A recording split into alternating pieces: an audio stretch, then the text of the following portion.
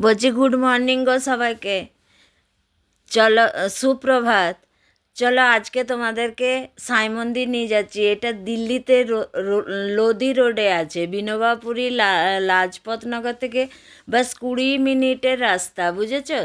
এই দেখো, আমরা রাত্রিরে বাবার আরতি দেখবো বলে গেছিলাম। আমরা যখন পৌঁছেছি তখন বাবার আরতি হচ্ছে। কি ভালো মন্দির, সাই মন্দির, চোখ ভরে যাবে। চলো আমি তোমাদেরকে ঘুরিয়ে পুরো মন্দিরটা দেখাচ্ছি।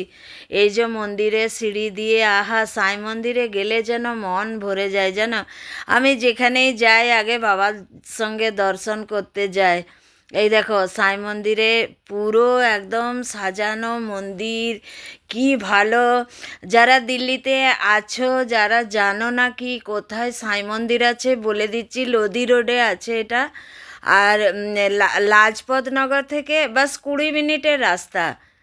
এই দেখো পুরো বাবার সুন্দর সাজানো দোকান। এখান থেকে তুমি যেমন খুশি ফুল কিনো। আমি তো সবসময় বাবাকে গোলাপ চড়াই, তো গোলাপের ডালিটাই নিয়েছিলাম।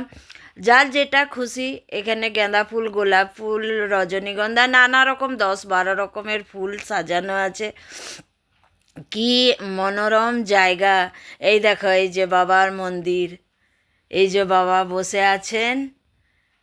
আমরা সবাই মিলে পুরো পরিবারের সামনে একদম সুন্দর বসার জায়গা। তুমি প্রথমে গিয়ে বাবাকে পুজো দিয়ে আরামসে সামনে বসো, আরতি দেখো, পুজো দেখো। কি শান্ত পরিবেশ জানো, মানে মন ভরে যায়। বা আমার ভীষণ ভালো লাগে। বাবার কাছে যে বসে থাকলে জীবনের সমস্ত দুঃখ কষ্ট ছুমন্তর হয়ে যায়। আর কি অসাধারণ পরিবেশ।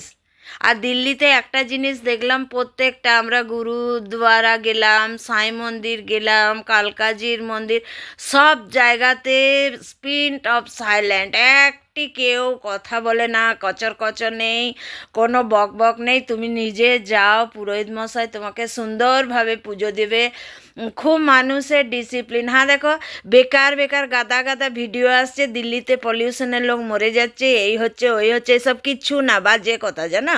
হ্যাঁ, রোজ দিন 10টা 20টা লোক গায়ে চুরি হয়ে যাচ্ছে, হারিয়ে যাচ্ছে, এইসব জানো ফেক ভিডিও।